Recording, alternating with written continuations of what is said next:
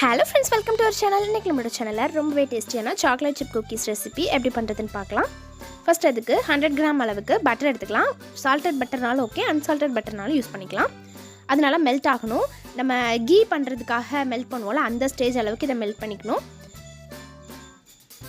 இது நல்லா மெல்ட் ஆனதும் நம்ம ஸ்டவ்வை ஆஃப் பண்ணிவிட்டு இதை தனியாக எடுத்து வச்சிடலாம். கொஞ்சம் நேரம் சூடு ஆறட்டும். இதுக்கப்புறம் ஒரு க்ளீனான பவுலில் நம்ம மெல்ட் பண்ணி வச்சுருந்த அந்த பட்டரை ஆட் பண்ணிக்கலாம். அது கூடவே அரை கப் அளவுக்கு ப்ரௌன் சுகரும் அரை கப் அளவுக்கு ஒயிட் சுகரும் ஆட் பண்ணி இதை நல்லா மிக்ஸ் பண்ணி எடுத்துக்கலாம். நீங்கள் விஸ்க் வச்சு கூட மிக்ஸ் பண்ணிக்கலாம். இது கொஞ்சம் மிக்ஸ் ஆனதும் இது கூட ஒரு முட்டை சேர்த்துட்டு அதையும் சேர்த்து நல்லா மிக்ஸ் பண்ணி எடுத்துக்கலாம்.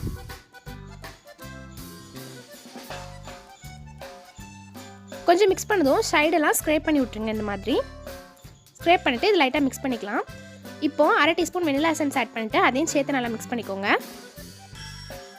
அப்புறமா ஒரு ஃபில்டர் எடுத்துகிட்டு அதில் 1/3/4 கப் அளவுக்கு மைதா, 1/2 teaspoon baking powder, 1/2 teaspoon salt add பண்ணிக்கோங்க.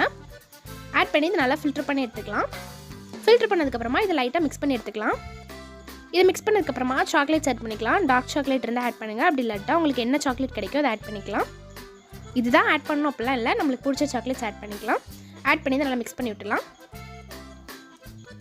இது மிக்ஸ் பண்ணதுக்கப்புறமா ஃப்ரிட்ஜில் ஒரு 1/2 அன் ஹவர் வச்சுடுங்க. அப்படின்னா தான் நம்மளுக்கு பேக் ஆகிறப்போ ரொம்ப சூப்பராக இருக்கும். இப்போது ஒரு ட்ரே எடுத்திருக்கேன். அதில் ஆயில் வச்சு ப்ரஷ் பண்ணிக்கலாம். அப்படின்னா தான் அது ஒட்டாமல் வரும்.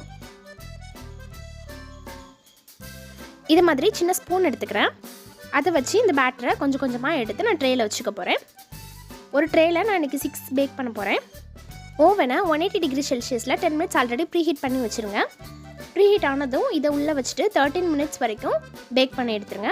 நம்ம பேலன்ஸ் இருக்கிற அந்த பேட்டரை நம்ம ஃப்ரீசரில் ஸ்டோர் பண்ணி 1 வீக் வரைக்கும் வச்சு சாப்பிடலாம். நம்மளுக்கு எப்பப்போ தேவையோ அப்பப்போ கொஞ்சம் எடுத்து பேக் பண்ணி சாப்பிடலாம். இதை அப்படியே ஃப்ரீசரில் வச்சுருங்க.